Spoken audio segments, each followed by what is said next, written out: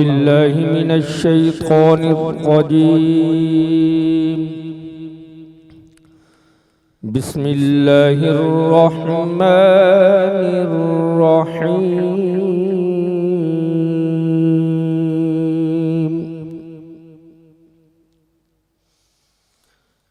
يا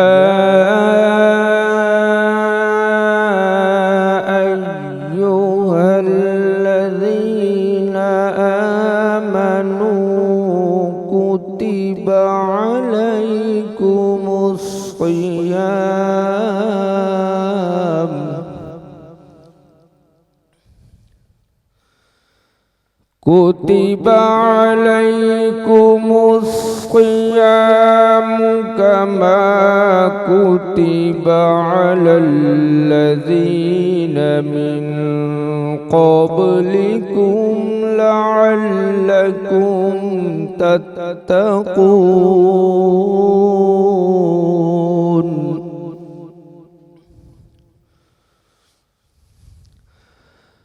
أياما معدودات،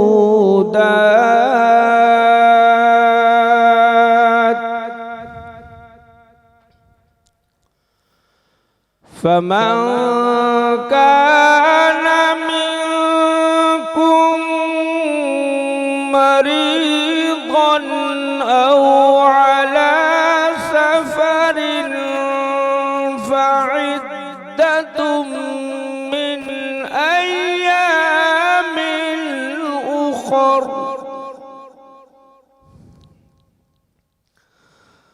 وعلى الذين يطيقونه فدية طعام مسكين،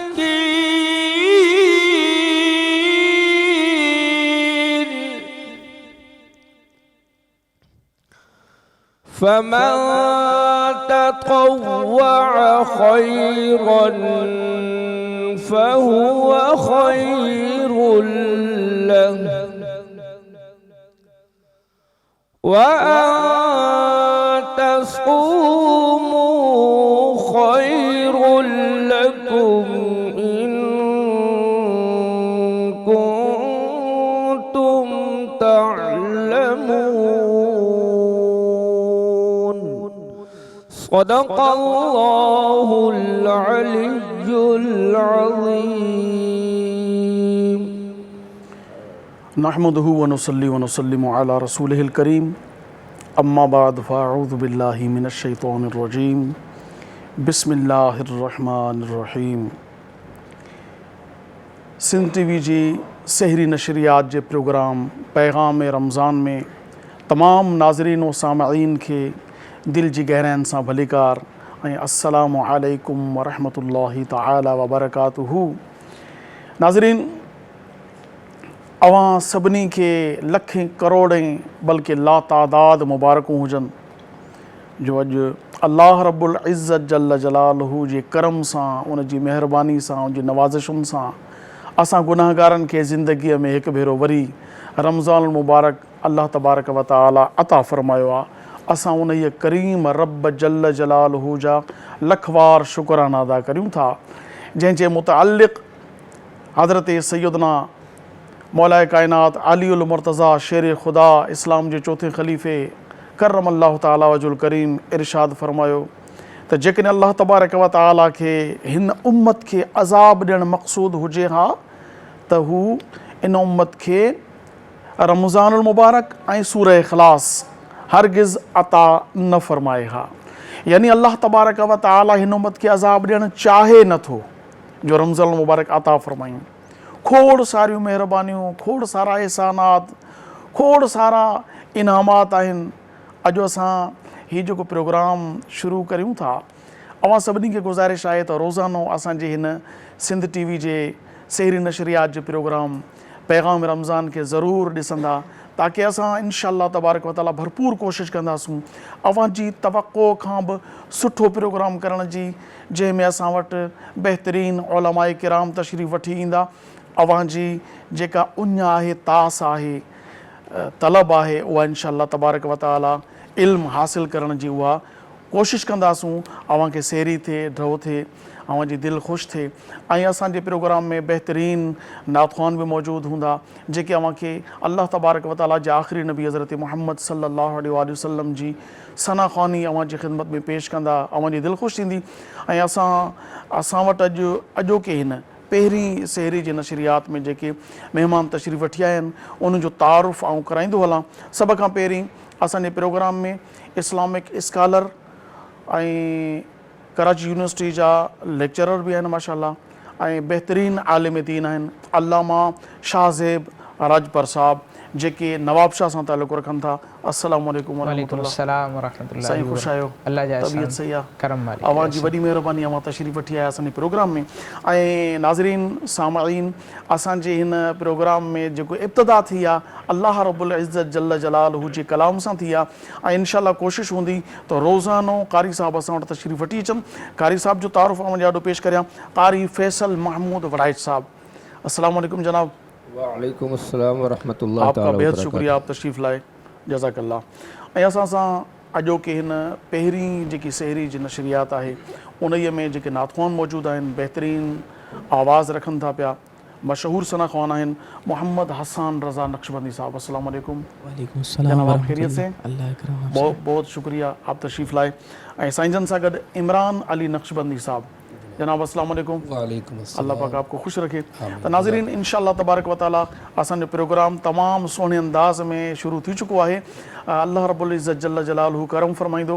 अव्हां सहरी जी बि तयारी करियो ऐं सहरी जी तयारी सां गॾो गॾु नातूं बि ॿुधो ऐं दीनी इल्म बि हासिलु करियो। इंशाअल्लाह रंग बि लॻंदो, मज़ो बि ईंदो, ख़ुशी बि आहे। रमज़ान आहे, इन जो हर हर लम्हो बरकतुनि भरियो आहे।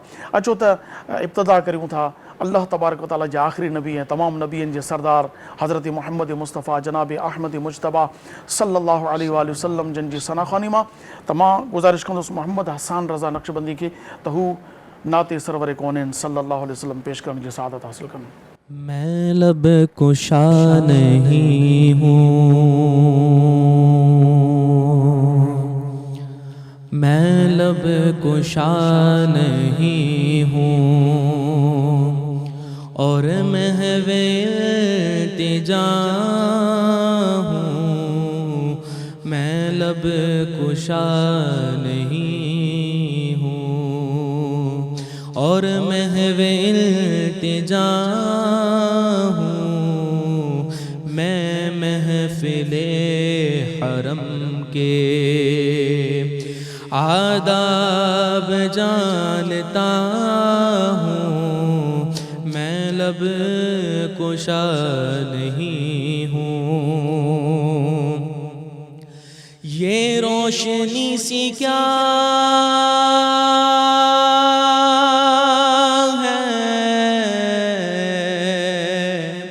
खुशबू कहाँ से आई, ये रोशनी सी क्या है, खुशबू कहाँ से आई, शायद मैं चलते चलते, शायद मैं चलते चलते रोज़े तक आ गया हूँ, शायद मैं चलते चलते रोज़े तक आ गया हूँ, मैं लब कुशा नहीं हूँ। और कोई तो आँख वाला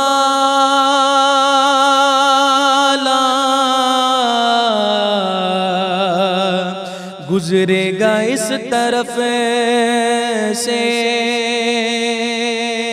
कोई तो आँख वाला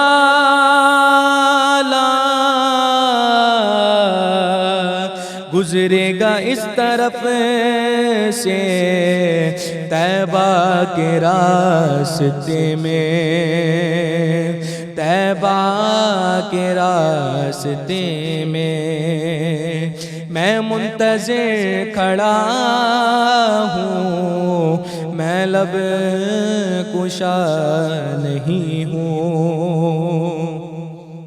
اور اقبال مجھ کو بھی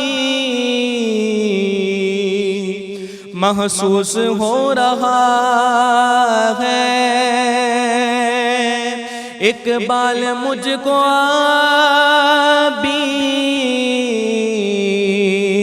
محسوس ہو رہا ہے کہ روزے کے سامنے ہوں اور نعت پڑھ رہا ہوں، روزے کے سامنے ہوں اور نعت پڑھ رہا ہوں، میں لب کشا نہیں ہوں اور محو التجا ہوں، میں محفل حرم کے آداب جانتا ہوں، میں لب کشا نہیں ہوں۔ ماشاء اللہ تبارک و تعالیٰ۔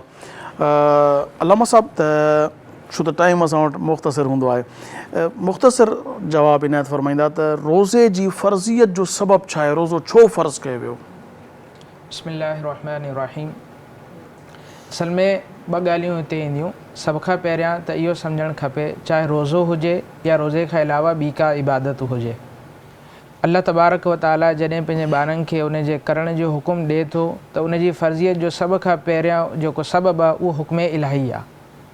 पहिरीं सभ खां शइ उहा आहे त अल्लाह तबारक व ताला हुकुम ॾिनो आहे त ॿारनि खे हाणे करिणो आहे, पहिरीं शइ इहा आहे। उन खां पोइ ॿी गॾु इहा शइ आहे त अल्लाह तबारक व ताला पंहिंजी ॿारनि जी आसानीअ जे लाइ ऐं उनखे मज़ीद तरग़ीब ॾियारण लाइ त हीअ अमल कनि, कुझु शयुनि जा असबाब ऐं कुझु शयुनि जा मक़सद पाण बयानु कया आहिनि। क़ुरान मजीद में असां ॾिसूं त अल्लाह तबारक व ताला जॾहिं रोज़े जी फ़र्ज़ियत जो ज़िक्र फ़रमायो त उन सां गॾोगॾु रोज़े जो मक़सदु ॿुधाइनि त रोज़ो छो फ़र्ज़ु कयो वियो आहे।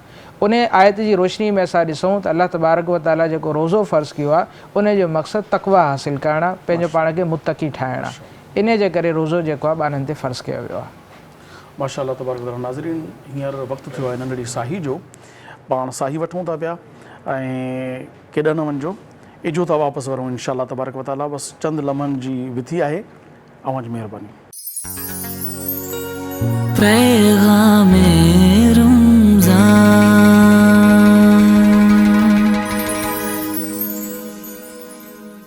मोस्ट वेलकम नाज़रीन, हिकु भेरो वरी अव्हांखे भलीकार। अॼु असांजे पहिरें रोज़े जी जेकी गुफ़्तगू आहे उहा तक़वा यानी परहेज़गारी ते इब्तिदा थी चुकी आहे, छो त अल्लाह तबारक व ताला क़ुरान पाक में इरशाद फ़रमायो, या अय्युहल्लज़ीना आमनू कुतिबा अलैकुमुस्सियाम कमा कुतिबा अलल्लज़ीना मिन क़ब्लिकुम लअल्लकुम तत्तक़ून। ऐं ईमान वारो, तव्हां ते रोज़ा फ़र्ज़ु कया विया जीअं तव्हां खां अॻियनि उम्मतुनि ते फ़र्ज़ु कया विया, इहो इन लाइ त जीअं तव्हां परहेज़गार थियो, तक़वा हासिलु करियो। हाणे अल्लामा साहिब खां पुछूं था, साईं तक़वा जी थोरो वज़ाहत करियो त तक़वा चइबो छा कया, तक़वा आहे छा शइ? तक़वा यानी परहेज़गारी। असांखे आम लफ़्ज़नि में, सादे लफ़्ज़नि में ॿुधायो त परहेज़गारी तक़वा मां मुराद छा आहे तक़वा? तक़वा शरीयत जी इस्तिलाह में या क़ुरान पाक जे असां इस्तेमाल में ॾिसूं त तक़वा जा घणा ई मतिलब जेके आहिनि उलमाए किराम या जेके मुफ़स्सिरीन किराम उन्हनि बयानु कया आहिनि। पर जंहिं आयत जे मक़सद जे तहत या रोज़े जी फ़र्ज़ियत जे हवाले सां जेको तक़वा जो लफ़्ज़ इस्तेमालु कयो वियो आहे, उन जी रोशनी में असां ॾिसूं त लफ़्ज़ तक़वा जो जेको मतिलबु आहे उहो आहे पंहिंजो पाण खे गुनाहनि खां बचाइणु, पंहिंजे नफ़्स खे उन्हनि सभिनी कमनि खां रोकणु जंहिंखे करण खां अल्लाह तबारक व ताला इंसान खे ऐं पंहिंजे ॿारनि खे मना कयो आहे। त जेको शख़्स उन्हनि कमनि खां पंहिंजो पाण खे बचाईंदो जंहिंजे करण खां अल्लाह तबारक व ताला उनखे मना कयो आहे, त उहो शख़्स तक़वा जे क़रीब ईंदो, तक़वा खे हासिलु करण वारो थी वेंदो।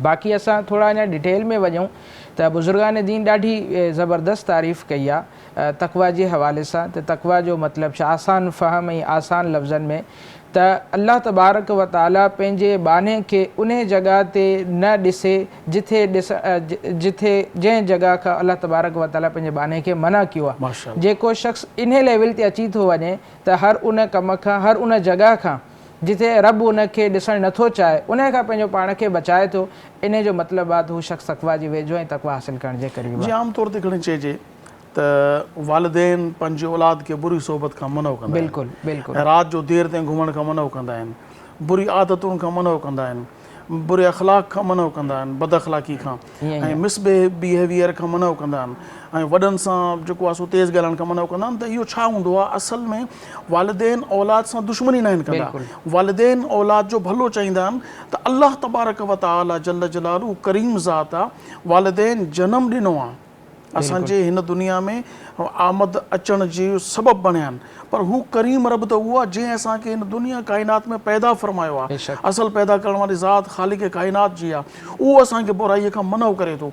हुन केॾा अहसान कया असां ते, जो असांखे 11 महीना अहिड़ा ॾिना जंहिंमें दुनिया में मशगूल आहियूंसीं, हिकिड़ो महीनो हुन मां कढी असांजी परहेज़गारी लाइ मुख़्तस कयो अथई। त हिनजी तव्हांजी हाणे हिन मां ॾिसो हिकिड़ो सुवाल थो पैदा थिए ज़हन में, त छा अल्लाह तबारक व तआला पंहिंजी मख़लूक ते एॾो करम नवाज़ी फ़रमाए थो जो हिकिड़ो महीनो पूरो हर साल प्रैक्टिस जो ॾिनो अथई त तव्हीं तक़वा परहेज़गारी इख़्तियार करियो। पोइ बि मुसलमान रमज़ान शरीफ़ में अल्लाह तबारक व तआला रोज़ो फ़र्ज़ु कयो, उन जे बावजूदि रोज़ो बि रखे, पोइ बि कूड़ खां नथो बचे। तक़वा यानी कूड़ त अल्लाह ताला मनो कयो आहे न, हराम आहे, नाजाइज़ आहे, गुनाह आहे, जहन्नम में वठण वारो कमु आहे। पोइ बि बद अख़लाक़ी खां नथो मुड़े, पोइ बि दिलाज़ारनि खां नथो मुड़े, पोइ बि केतिरा ई बदनसीब आहिनि जेके ग़लति कमनि में आहिनि, सूद खां, रिश्वत खां ऐं ज़ुल्म खां, नाजाइज़नि खां नथो मुड़े। आख़िर हेॾा रमज़ान शरीफ़ आहे, तक़वा जो हुकुम अल्लाह तबारक तआला, ॾिसो रोज़े जी फ़र्ज़ियत जो सबबु अल्लाह ताला फ़रमायो ताकी तव्हां परहेज़गार थियो। हाणे रोज़ो बि रखे पोइ बि तक़वा न मिले त आख़िर छा रुकावट आहे, मसइलो छा आहे? असल में साईं तव्हां ॻाल्हि स्टार्ट में जेकी वरिती न, अल्लाह तबारक व तआला बेशक तमामु घणो पंहिंजे ॿारनि ते महिरबान आहे। असांखे हुन पूरो ई उमिरि ॾिनी, पूरो साल ॾिनई त पंहिंजी ज़िंदगी गुज़ारियो, पर हर साल तव्हांखे ख़बर आहे कंहिं बि असां फील्ड में हलिया वञूं त ट्रेनिंग जो साल पहिरियों हूंदो आहे, या पहिरियां कुझु महीना ट्रेनिंग जा हूंदा आहिनि, उन खां पोइ लाइफ टाइम हू फ्री थी वेंदो आहे, पोइ हुनजी ट्रेनिंग न आहे थींदी। पर अल्लाह तबारक व तआला पंहिंजे ॿारनि ते एतिरो करीम आहे त हर साल ट्रेनिंग जो महीनो ॾिनो। त ठीकु आहे 11 महीना ज़िंदगी गुज़ारियो, थी सघे थो शैतान तव्हांखे अॻिते पुठिते करे वञे, तव्हां मुंहिंजे सिरात मुस्तक़ीम जे रस्ते तां हटिजी वञो, पॉसिबल आहे त तव्हांखे अहिड़े रस्ते ॾे हलिया वञो जिथे मां तव्हांखे नथो ॾिसणु चाहियां। त तव्हां ठीकु आहे 11 महीना गुज़ारे, अचो वरी ट्रेनिंग कयो, अचो वरी मुंहिंजो महिरबानी ॾिसो, अचो मुंहिंजा वरी करम ॾिसो त मां तव्हां ते केॾो करम नवाज़ी, केॾो महिरबानी आहियां। पोइ असांखे रमज़ानुल मुबारक जो महीनो ॾिनई, अहिड़ो महीनो ॾिनई जंहिंजे हर लम्हे जूं बरकतूं ऐं रहमतुनि जी ॻाल्हि कजे त छा ॻाल्हि आहे। अच्छा, हिनखे मां इन सोलह लफ़्ज़नि में ईअं खणी चवां, तव्हांजी हिन गुफ़्तगू जो जेको मतन आहे उहो इहो आहे त तोड़े तव्हां रोज़ा रखो था, रोज़ा रखण सां त परहेज़गार न थींदव, तव्हांखे परहेज़गारी जे लाइ परहेज़गारनि जी सोबत इख़्तियार करणी पवंदी, छो त तव्हांखे रोज़ो फ़र्ज़ु थी वियो तव्हां ते। हाणे रोज़े जी फ़र्ज़ियत जो सबबु अल्लाह ताला परहेज़गारी ॾिनी। हाणे तव्हां रोज़ो रखण जे बावजूदि जेकॾहिं जुआरियुनि सां गॾु घुमंदो, रोज़ो रखण जे बावजूदि तव्हां जेकॾहिं मनशियात वापराइण वारनि सां गॾु घुमंदो, तव्हां सूद रिश्वत जे ॾे वठि करण वारनि सां घुमंदो, बुराई करण वारनि सां गॾु घुमंदो, तव्हां ते हुनजी सोबत जो असरु रहंदो। असल में साईं इन खे थोरो अञा डिफाइन कयोसि, थोरो अञा असां वेझो वञूं न। अल्लाह तबारक व तआला असां ते जेकी शयूं इबादतूं फ़र्ज़ु कयूं आहिनि या जंहिं कंहिं शइ जो हुकुम ॾिनो अथई, लाज़मी ॻाल्हि आहे त उन में असांजो फ़ाइदो ई फ़ाइदो, इन में ॿी का राय आहे ई कोन त इन में असांजो फ़ाइदो कोन हूंदो। लाज़मी ॻाल्हि आहे उन में असांजो फ़ाइदो आहे, किन शयुनि जो फ़ाइदो असांखे दुनिया में मिलंदो, किन शयुनि जो फ़ाइदो असांखे आख़िरत में मिलंदो। पर हासिल इहो आहे त छा असां इबादत करण खां पोइ उन शइ जो रिज़ल्ट असां पंहिंजो पाण में पायूं था। केॾी अल्लाह जी महिरबानी, हुज़ूर करीम अलैहिस्सलाम जिन ज़ात अक़दस इहो असांखे हुकुम ॾिनो आहे, यानी इस्तिहबाबी हुकुम आहे, को फ़र्ज़ु वाजिबु न आहे त तव्हां रमज़ान मुबारक जे आख़िरी ॾहाके में एतिकाफ़ कयो। जेकॾहिं तव्हां 20 ॾींहंनि में परहेज़गार न आहियो थी सघिया त पोइ आख़िरी ॾहाकनि में भला मस्जिद में वञी वेही रहो, उते परहेज़गार हूंदा, नेक हूंदा, नमाज़ूं जमात सां पढ़ंदो ताकी तव्हांजी प्रैक्टिस थिए। उन 10 ॾींहंनि में तव्हां एतिकाफ़ करे मन तव्हां इन अल्लाह तबारक व तआला उनजा हबीब अलैहिस्सलाम जन असांखे चाहिनि था त तव्हां जन्नत जी तरफ़ अचो, जहन्नम वारे कमनि जी तरफ़ न वञो। सो मां सुवालु कंदुसि, अॼु पहिरीं रमज़ान शरीफ़ असां इस्लाम जे हिकु ज़बरदस्त आलिम दीन, हिकु वली कामिल, वली सरदार हज़रत सैयदना अब्दुल क़ादिर जीलानी गौसुल आज़म दस्तगीर रहमतुल्लाह ताला अलैह जो यौम विलादत बि आहे। तक़वा जे हवाले सां गौस पाक जो कोई अहिड़ो वाक़ियो या का अहिड़ी करामत या को, ताकी अॼु के असांजे हिन पहिरें रमज़ान ते साईं जन जो जेकी विलादत जो आहे जशन बि थी वञे ऐं परहेज़गारी जो गुफ़्तगू बि। अल्लाह तबारक व तआला जा जेके बाना आहिनि उन में बिलख़ुसूस जेके पंहिंजी ज़िंदगी अल्लाह तबारक व ताला जे नाले ते वक़्फ़ करे था छॾीनि, जंहिंखे असां बुज़ुर्गान दीन या पंहिंजे असलाफ़ सां यादि जे नालनि सां यादि कयूं था, त अल्लाह तबारक व ताला त उन्हनि जी निशानी इहा बयानु कई आहे त उहे तक़वा इख़्तियार करण वारा आहिनि, उहे मुत्तक़ी आहिनि। इन वली थी उहो थो सघे जो वली थी उहो थो सघे जेको परहेज़गारी न वली जंहिं वटि परहेज़गारी न आहे उहो वली थी नथो लिबादो ज़रूर आहे मगर वली न आहे, वली उहा जेको परहेज़गार आहे। जी साईं। त गौसे आज़म जी असां सीरत पढ़ूं या गौसे आज़म जी असां सवाने खे ॾिसूं त पंहिंजी जेकी ज़िंदगी आहे उन्हनि जी उहा तक़वा जा जेके उलमा दर्जात बयानु कया आहिनि, सभ खां पहिरियों दर्जो आहे तक़वा जो त ईमान कुफ़र खां पंहिंजो पाण खे बचाइणु ऐं ईमान वठी अचणु।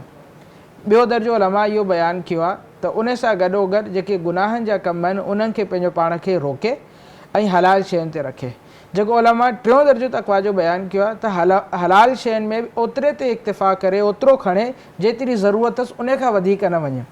हाणे असां हिननि टिनी दर्जनि ते गौसे पाक खे जे ॾिसूं त गौसे पाक रज़ी अल्लाह ताला जी जेकी सीरत आहे या पंहिंजी सवाने आहे उहा तक़वा जे टिनी दर्जनि ते आहे। वाह। मुस्लमान बेशक मुस्लमान अल्लाह जा वली आहे, हलाल हराम खां सॼी उमिरि पंहिंजो पाण खे बचाइनि। अञा नंढड़ा मशहूरु वाक़ियो अथनि त जॾहिं पाण इल्मु हासिलु करण जे लाइ बगदाद जे सफ़र ते आहे, नंढा ॿार आहे ऐं हुकुम बि हुजे पंहिंजो पाण खे बचाइणु चाहीनि उन वक़्तु त ज़रूरत जे वक़्तु हू पंहिंजो पाण खां चोरनि खां ॻाल्हि लिकाए सघनि पिया त मूं वटि मालो दौलत न आहे, पर उन वक़्तु पाण इहो गवारा न कयो त पंहिंजी माउ जी जेकी वसियत ऐं जेको हुक्म इलाही आहे त कूड़ कंहिं बि हाल में न ॻाल्हाइजे, उन ते अमल कयनि ऐं कूड़ न ॻाल्हाइनि। मतिलबु हलाल शइ ई इजाज़त हुई पर पोइ बि उन ते उन्हनि कंप्रोमाइज़ न कयो, उन ते ज़िंदगी गुज़ारियनि। ऐं इन खां पोइ जेकी उन्हनि जी उमिरि गुज़री आहे, बगदाद विया, उते इबादतूं कयनि, रियाज़तूं कयनि, उन खां पोइ जेकी सॼी उमिरि दर्स व तदरीस में उन्हनि जी गुज़री आहे, दीन जी ख़िदमत में गुज़री आहे, असां पूरी लाइफ जो असांजो कंक्लूजन ॾिसूं न उहा एतिरी असांखे मिले थी त गौसे पाक पंहिंजी ज़िंदगीअ में उन्हनि शइ ते इक्तिफ़ा कयो जिते ज़रूरत आहिनि, ज़रूरत खां वधीक अॻिते न विया। इन जे करे गौसे आज़म जी सीरत पढ़ण खां पोइ जेके उलमा आहिनि, जेके बुज़ुर्गान दीन आहिनि, उन्हनि बिलाशुबा गौसे आज़म खे इमामुल मुत्तक़ीन जो दर्जो ॾिनो आहे, यानी मुत्तक़ीन जा इमाम। छा करे अल्लाह तबारक व ताला सूरे फ़ुरक़ान में जिते पंहिंजे इबादुर रहमान पंहिंजे ॿारनि जा वस्फ़ ज़िक्र कया आहिनि, उते हिकिड़ी इहा वस्फ़ ज़िक्र कई आहे त इबादुर रहमान अल्लाह तबारक व ताला खां दुआ घुरंदा आहिनि वजअलना लिल मुत्तक़ीन इमामा, असांखे पंहिंजे नेक बाननि जो इमाम ठाहे। ऐं गौसे पाक जी असां सीरत पढ़ूं ऐं सीरत पढ़ण खां पोइ हिकु ॿ या 10 माण्हू न बल्कि उम्मत जी जेको इजमा इन मथां त गौसे पाक सीरत पढ़ण खां पोइ बिलाशुबा इन आय जा मुस्तहिक़ आहिनि त उन्हनि जी इहा दुआ क़बूल थी, अल्लाह तबारक व ताला उन्हनि खे मुत्तक़ीन जो इमाम ठाहियो आहे। माशाअल्लाह तबारक व ताला। मतिलबु इहो आहे त अल्लाह जे वलियनि सां मोहबत जेका आहे उहा दीन सां मोहबत आहे, अल्लाह सां मोहबत आहे, पर हक़ीक़त ॻाल्हि इहा आहे त रुॻो मोहबत ज़बान जी हद ताईं न हुजे, बल्कि इन खे अञा थोरो प्लस कयोसि त अल्लाह तबारक व ताला जे वलियनि सां मोहबत इहा तक़वा जो ज़रियो अथव। क़ुरान मजीद में अल्लाह तबारक व ताला इरशाद फरमाए वमन युअज़्ज़िम शाइरअल्लाहि फ़इन्नहा मिन तक़वल क़ुलूब, माशाअल्लाह, यानी जेको शख़्स अल्लाह जी शाइर अल्लाह जी निशानियुनि जी ताज़ीम कंदो, उन्हनि जी अज़मत खे मञींदो त इहा शइ दिलि जे तक़वा आहे। हाणे असां उन खे इन शइ सां मर्ज कयूं त अल्लाह तबारक व ताला जा जेके वली आहिनि, बल्कि वलियुनि जे बारे में त अल्लाह तबारक व ताला पाण थो फरमाए अल्लाह वलियुल मुत्तक़ीन, अल्लाह तबारक व ताला त मुत्तक़ीन जो वली दोस्त आहे, उन्हनि जो सहारो आहे। त जेको शख़्स अल्लाह जे वलियुनि जो कुर्ब वठंदो, उन्हनि जी ताज़ीम कंदो त इहो शख़्स तक़वा हासिल कंदो, पंहिंजो पाण खे मुत्तक़ी ठाहींदो वञे। माशाअल्लाह माशाअल्लाह, ॾाढो सुठो सर। छा हर मुस्लमान मुत्तक़ी परहेज़गार आहे ऐं कंहिं हद ताईं आहे, ऐं पोइ उनखे जॾहिं आहे त पोइ वरी हर महीने रमज़ान शरीफ़ साल में 1 महीनो अता फरमाए अल्लाह तबारक व ताला परहेज़गारी की तरफ़? जीअं त मूं तव्हांजे साम्हूं हींअर तक़वा जा दर्जात बयानु कया न, त तक़वा जे सभ खां पहिरियों स्टेप इहो आहे त इंसान, को बि जेको इंसानु आहे उहो कुफ़्र खां पंहिंजो पाण खे बचाए ऐं अल्लाह तबारक व ताला उन जे रसूल ते, उन जे आसमानी किताबुनि ते ईमान आणे। सभ खां पहिरियों दर्जो इहो आहे। इन दर्जे जे मुताबिक़ हर उहो शख़्स जेको मुस्लमान आहे, जेको अल्लाह जे रसूल ते ईमान रखे थो, तक़वा जो पहिरियों बहितरीन स्टेप आहे ईमान। ईमान आहे, जे ईमान आंदो उन तक़वा जो पहिरियों ॾाको जेको आहे उहो पूरो करे छॾियो। हाणे जेका ॿिया ॾहाका आहिनि उन ॿियनि ॾाकनि ते उबूर करण ऐं चढ़ण जे लाइ इंसान खे प्रैक्टिस करणी पवंदी। उन लाइ उनखे स्ट्रगल करणी पवंदी, स्ट्रगल कंदो, महिनत कंदो, कोशिशि कंदो, उन लाइ अलाह तबारक व ताला उनजी हेल्प लाइ ॿिया जिथे ॿियूं शयूं ॾिनईसि, मतिलबु फ़ज़ाइल ॿुधाईंसि तोखे जन्नत मिलंदी, ही मिलंदी, उन सां गॾोगॾु असांखे अलाह तबारक व ताला हेल्पफुल मटीरियल बि ॾिनो। मटीरियल रमज़ान मुबारक ॾिनई, जीअं तव्हां शुरू में वाक़ियो बयानु कयो, क़ुरान पाक ॾिनई, पंहिंजे नबीअ जो उम्मती ठाही, इहे सभु शयूं जेके आहिनि हेल्पफुल सोर्स आहिनि असांजा, त अलाह तबारक व ताला चाहे थो त मुंहिंजा बाना स्टेप बाय स्टेप मथे अचनि। माशाअल्लाह नाज़रीन, अव्हां बहितरीन गुफ्तगू ॿुधी रहिया आहियो, रमज़ान शरीफ़ खे इंजॉय बि करियो पिया, सहरी जी तयारी करियो था, पहिरियों रोज़ो आहे, बहितरीन मज़ो आहे, मज़ेदार मौसम बि सुठो आहे, सहरी जो वक़्तु ऐं ॻाल्हियूं बि भलियूं, महफ़िल बि सुठी। पर हिकिड़ी असांजो वक़्तु थी वियो आहे साही जो, नंढी हिकिड़ी साही था वठूं, शॉर्ट कमर्शियल ब्रेक आहे, ऐं केॾा न वञो, ॾिसंदा रहो सिंध TV जो ही सहरी नशरियात जो प्रोग्राम आहे पैगाम रमज़ान। पैगाम रमज़ान।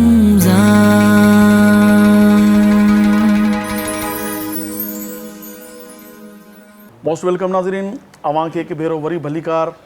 असांजी बहितरीन गुफ़्तगू आलिम साहब सां हली रही आहे ऐं इन जेको असांजो टॉपिक आहे अॼु जो तक़वा परहेज़गारी, इन ते असां अञा वधीक जेका गुफ़्तगू जारी रखंदासूं।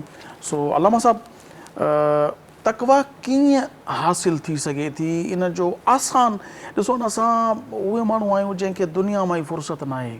सुबुह जो उथूं था, राति जो ई पंहिंजे मोबाइल में सेट करे था छॾियूं, सुभाणे छा छा कमु करिणो आहे, काॾे वञिणो आहे, कीअं करिणो आहे।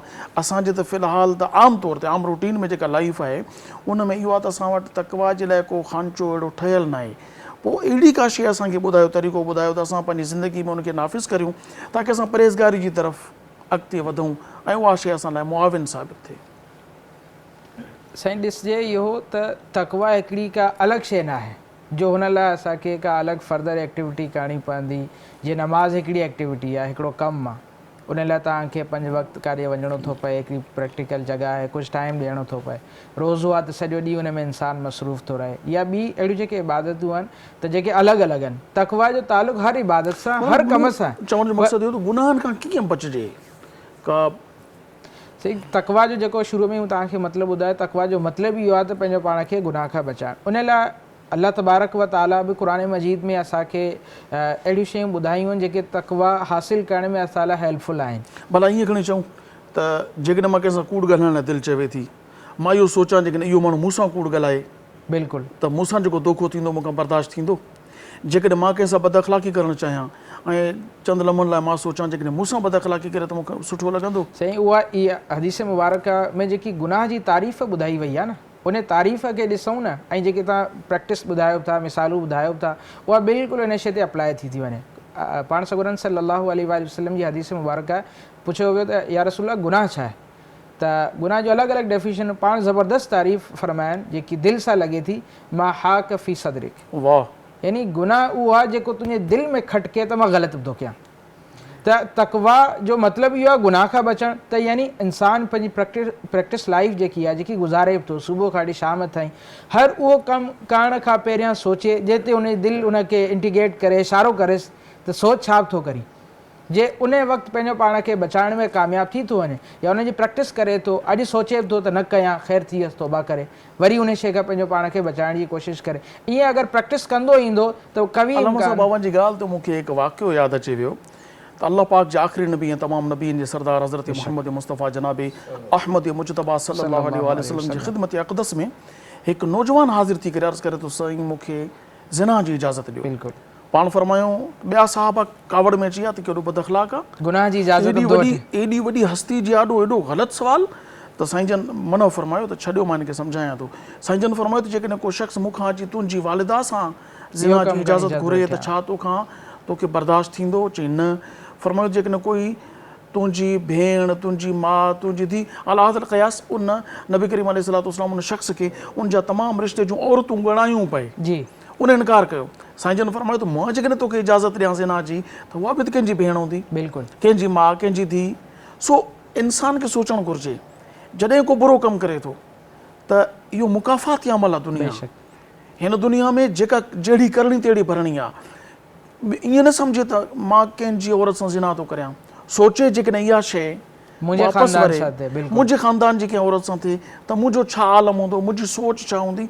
जेकॾहिं इहा सोच कंहिंजे ज़हन में अची वञे न, मां सम्झां थो हिकु हद ताईं इंसानु गुनाह खां बचण में कामयाबु थी वेंदो। ऐं इहो जेको गुनाह खां बचणु आहे इहा तक़वा आहे, बिल्कुलु। गुनाह खां पंहिंजो पाण खे रोकणु इहा तक़वा आहे, परहेज़गारी आहे। त परहेज़गारी जे लाइ सोबत सालिह, अलाह वारनि जी सोबत, नेक बाननि जी सोबत जो हुजणु केतिरी माना थो रखे पियो। इन सां बिल्कुलु माना रखे थो साईं। असां जंहिं माहौल में रहंदासीं, जंहिंसां गॾु उथंदासीं, उन जी आदतूं असां में पैदा थींदियूं। जीअं असां अल्लाह तबारक व ताला जे नेक बाननि सां, साले जेके बाना आहिनि उन्हनि सां वक़्तु गुज़ारींदासीं, जेके नमाज़ पढ़नि, रोज़ो रखनि, अलाह वारनि सां रहनि, अलाह वारनि खे मञीनि, उन्हनि जी ताज़ीम कनि, उन्हनि जो कुर्ब वठनि। छाजे करे जे अल्लाह तबारक व ताला जेके बाना आहिनि उन्हनि जी ज़िंदगी जो मक़सदु सिर्फ़ु हिकिड़ो हूंदो आहे त रब राज़ी थिए। माशाअल्लाह। उन्हनि जो मक़सदु दुनिया हासिलु करणु न आहे। मौलाना रूमी रहमतुल्लाह अलैह फरमायो त यक ज़बाना सोहबत बाओलिया ऐसे ही बहितर अज़ सद साला ताअत बेरिया। त हिकु झटि घड़ी अल्लाह वारे जी सोहबत में वेहणु 100 साल जी ॾेखा खां पाक इबादत खां अफ़ज़ल आहे। यानी उहा इबादत जंहिंमें ॾेखा बि न हुजे, रिया बि न हुजे, त अल्लाह वारनि जी सोहबत में एॾो छा हूंदो आहे। अल्लाह वारनि जी सोहबत में असल में साईं जेके बि इबादतूं आहिनि उनखे सम्झणु खपे त इबादत असां छो बि था कयूं। का बि इबादत आहे, असां इबादत कयूं था त असां इबादत जो जेको असल जेके इबादत जो मक़सदु ॿुधायो आहे, कहिड़ी बि इबादत हुजे, उनजो मक़सदु इहो आहे त असां अल्लाह तबारक व ताला जो कुर्ब हासिलु करण में कामयाबु थी वञूं, उनजे वेझाई, उनजे वेझो थियण में, उनजा प्यारा बाना थियण में कामयाबु थी वञूं। हाणे असां जेकी बि इबादत कयूं उनजे तमामु लवाज़िमात सां गॾु उनखे पूरो कयूं, चांस आहे त किथे अहिड़ी मिस्टेक थींदी हुजे जंहिंजी असांखे ख़बर न हुजे, ऐं जेकी कुर्ब जी जेकी उहा ई मिस्टेक असांजी रुकावट थी वञे। पर अल्लाह तबारक व ताला जे जेके बाना आहिनि, जंहिंखे अल्लाह तबारक व ताला पंहिंजो प्यारो सॾे थो, पंहिंजो वली सॾे थो, पंहिंजो दोस्त सॾे थो, यानी हू अल्लाह तबारक व ताला जे पहिरियां ई वेझो आहिनि। हू असांखे बाह मां पकड़ीनि था, जेके बि रस्ता आहिनि डायरेक्ट क्रॉस करे वञी अल्लाह तबारक व ताला जे वेझो वञी असांखे उनजो कुर्ब नसीबु कराईनि था। इन जे करे असां सलाफ जी सीरत खे पढ़ंदासीं त हू इबादत सां गॾोगॾु अल्लाह तबारक व ताला जे प्यारे बाननि ऐं साले जेके अल्लाह जा वली आहिनि उन्हनि सां घणो वक़्तु गुज़ारण खे तरजीह ॾींदा हुआ। इबादत बिल्कुलु अल्लाह तबारक व ताला जो कुर्ब हासिलु करण जो ज़रियो आहे, पर उन में मिस्टेक जा चांस बि आहिनि, ग़लतियुनि जा चांस बि आहिनि जंहिंजी असांखे ख़बर ई न आहे। पर अल्लाह तबारक व ताला जा जेके वली उन्हनि खे पहिरें कुर्ब हासिलु आहे, जेको इबादत जो मक़सदु आहे, हू असांखे डायरेक्ट उन जॻह ते पुॼाइनि था जिते इबादत टाइम थी वठे। इन जे करे हुकुम ॾींदा आहिनि त पंहिंजो घणो वक़्तु जेतिरो थी सघे अल्लाह तबारक व ताला जे प्यारे बाननि सां गुज़ारिजे, त हू असांजो जेको इबादत जो निचोड़ आहे या ज़िंदगीअ जो जेको मक़सदु आहे त अल्लाह तबारक व ताला जो कुर्ब हासिलु थिए, उहो असांखे इन गुफ़्तगू में हिकिड़ो सुवाल थो पैदा थिए, लिबादो औलिया जो हुजे, असांखे उहा नज़र किथां अचे, कीअं ख़बर पए त वाक़ई अलाह वारो आहे या अलाह वारनि जी अदाकारी थो करे पियो। का अलामत अलाह वारनि जी आहे, का अहिड़ी निशानी आहे त उहो अलाह वारो असां ज़ाहिरी तौर ते त हर शख़्स पाण खे सोना जेको आहे सो हुन में रखे थो पियो त मां अलाह वारो आहे।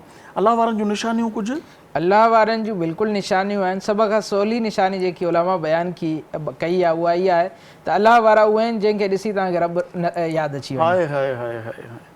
सभ खां सवली डेफिनेशन हुनजी बेहक, हुनजो अंदाज़, हुनजी अख़लाक, हुनजो लाइफ स्टाइल अहिड़ो हुजे जे तव्हां हुनखे ॾिसो त तव्हांखे रब राज़ी, तव्हांखे रब जेको यादि अची वञे त उहो अल्लाह वारो आहे। छाजे करे जेको अल्लाह वारो हूंदो उहा पंहिंजी ज़िंदगी ऐं पंहिंजे जिस्म जे हर हिसे में उहा अदा अपनाइण जी कोशिशि कंदो। ऐं गॾोगॾु जेकॾहिं तव्हां अलाह खे विसारियो हुजे त यादि अचे, ऐं तव्हांजे अमाल में घटिताई हुजे त हुन में इज़ाफ़ो थिए ऐं तव्हांखे नेकिन जी तरग़ीब मिले। हाणे ॾिसो हितां टे शयूं थियूं, हिकु त अलाह खे विसारणु बेतकवा न आहे, बिल्कुलु अलाह खे यादि रखणु। ॿियो अलाह तबारक व ताला जल जलालहू जी जेको नेकी जी रग़बत ॾियारी आहे अलाह ताला, उन में जेकॾहिं घटिताई आहे त उन जी सोबत सां तव्हांखे नेकी जी तरग़ीब मिले। हाणे ॾिसो सूरत हुजे वलियनि वारी ऐं उनजी सोबत में वेहण वारो माण्हू दुनिया जी तरफ़ राग़िब थिए त दुनिया कमायां, माल कमायां, वॾो बैंक बैलेंस हुजे, त पोइ इहा निशानियत अलाह वारो न आहे जंहिंजो गुफ़्तगू में रुगो माल माल तरक़ी आहे दुनिया जी, इहो अलाह वारो न आहे। अलाह वारो उनजो हुजण जो सबूत इहो आहे त उहो दुनिया खां बेज़ार हुजे, दुनिया खां परे हुजे। अलाह वारो जेको हूंदो न उहो रूहानी तरक़ी ॾियारींदो तव्हांखे। छाजे करे तव्हां जेको मक़सदु पढ़ियोसीं अलाह वारनि जो, जेके अलाह वारा आहिनि उहे अलाह जे वेझो असांखे वठी वेंदा। त अलाह जे वेझो इंसानु रूहानी तौर ते अलाह तबारक व ताला जो कुर्ब हासिल करे थो।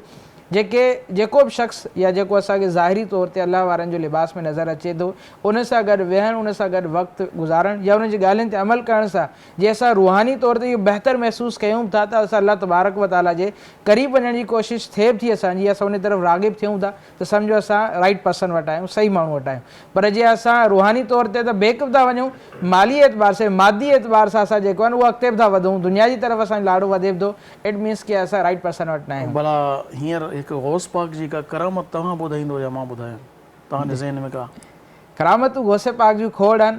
गौसे पाक जे हवाले सां मशहूरु जेकी करामत आहे, हज जे रस्ते तां वापसी आया पे, हज जो सफ़र हो, रस्ते में हिकिड़ो चोर साम्हूं अची विया त चोर मिलियनि ऐं लुटण जी कोशिशि कयनि, पाण उन्हनि ते हथु वग़ैरह फेरियो ऐं हर शइ हुनखे सम्झाइनि, हू सुञाणे वियो त हीअ शख़्सियत आहिनि। हो चोर पाण सां 2-3 लम्हनि या कुझु वक़्तु गुज़ारणु, शायदि कुझु मिंटनि जो वक़्तु हो जेको पाण सां गुज़ारनि, गौसे पाक जे वेझे वेहण सां गौसे पाक हुन अबदाल जेको सूफ़िया जो हिकिड़ो वॾो दर्जो आहे, अलाह तबारक व ताला जे कुर्ब जो हिकिड़ो वॾो मक़ाम आहे, उन ते हिकिड़े चोर खे फ़ाइज़ करे छॾनि। त इहा जेकी असां हींअर ॻाल्हि कई पे त अलाह जा जेके बाना आहिनि, जेके तव्हां पियो चओ न इबादत कई 100 साल जी बेरे आहे, चोर खे अब्दाल बणाए चोर खे अब्दाल ठाहे छॾियो। मोहतरम नाज़रीन, अवां सां तमामु सुठी कचहरी बि थी, अवां ॿुधी असांजी कचहरी जेका हुई, दरअसल इहा अवां सां बि हुई, असां पाण में बि ॻाल्हायूं पिया। सो असांजो वक़्तु जेको आहे उहो पुॼाणी जी तरफ़ वञे पियो। आख़िर मां मूंखे गुज़ारिश कंदुसि त असांजी जेको सिंध TV जी जेको बि अॼु प्रोग्राम थियो आहे उहो अव्हांखे कीअं लॻो, अव्हां पंहिंजा कमेंट्स ॾियो। असांजे हिन यूट्यूब जे चैनल जेको आहे सिंध TV HD इस्लामिक खे लाइक बि करियो, सब्सक्राइब कयो ऐं कमेंट्स बि लिखो। अव्हां हेठां लिंक अची बि रही हूंदी, तव्हां हिनखे जेको आहे सो लाइक करियो, ॾिसो ऐं असांजे प्रोग्राम खे कमेंट्स ज़रूरु ॾियो महिरबानी करे। तव्हांजे कमेंट्स जेके न असांजे लाइ एनर्जी आहे, ताकी असांखे ख़बर पए त कहिड़ी कहिड़ियूं शयूं असांखे अञा वधीक बहितर करणु घुरिजनि। सलाह बि ॾियो, मशवरा बि ॾियो। ऐं पुॼाणी आहे अव्हां जो मेज़बान अबुल हसन मोहम्मद अब्दुल ख़ालिक क़ादरी अव्हां खां इजाज़त पियो घुरे इन उम्मीद ते त इंशाअल्लाह तबारक व ताला सुभाणे जेका सहरी हूंदी उन में तव्हां उथंदे ई सिंध TV जी नशरियात जेका असांजी सहरी ट्रांसमिशन आहे उन में पैगाम रमज़ान प्रोग्राम आहे उहो ज़रूरु ॾिसंदो। त वेंदे वेंदे आख़िर में असां नात शरीफ़ ॿुधंदासूं। नात हूंदी, मां पहिरीं तव्हांखां इजाज़त थो वठां पियो, पोइ नात ॿुधंदे ॿुधंदे इंशाअल्लाह तबारक व ताला रुख़सत थी वेंदासूं। अव्हांजी वॾी महिरबानी प्रोग्राम ॾिसण जी। हाणे आउं गुज़ारिश कंदुसि मोहतरम इमरान अली नक्शबंदी साहब खे त हू नात शरीफ़ ॿुधाइनि, तेसीं ताईं असांजी पुॼाणी। अस्सलामु अलैकुम वरहमतुल्लाह। माशाअल्लाह से वक्त सहर है, नात भी ऐसी दुआया कि हर शेर पर तमाम नाज़रीन से गुजारिश है कि आमीन की सदाएं बुलंद फरमाएं। कि मौला मुझे सरकार का दीदार करा दे, मौला मुझे सरकार का, मौला मुझे सरकार का दीदार करा दे, मौला मुझे सरकार का दीदार करा दे,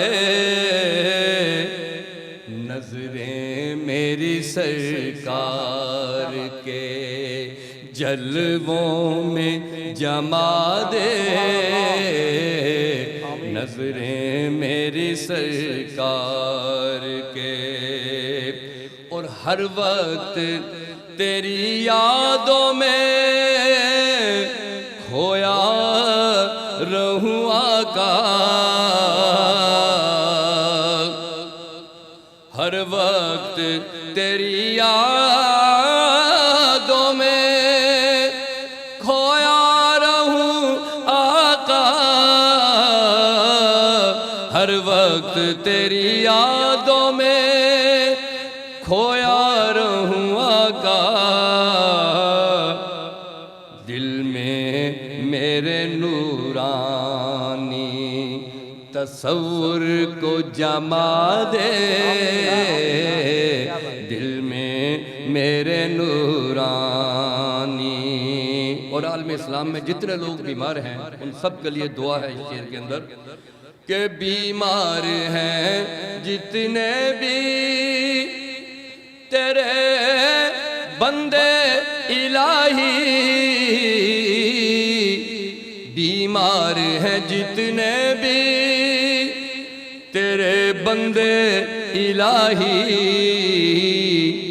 آقا کے وسیلے سے ان سب کو شفا دے، آقا کے وسیلے سے ان سب کو شفا دے، مولا مجھے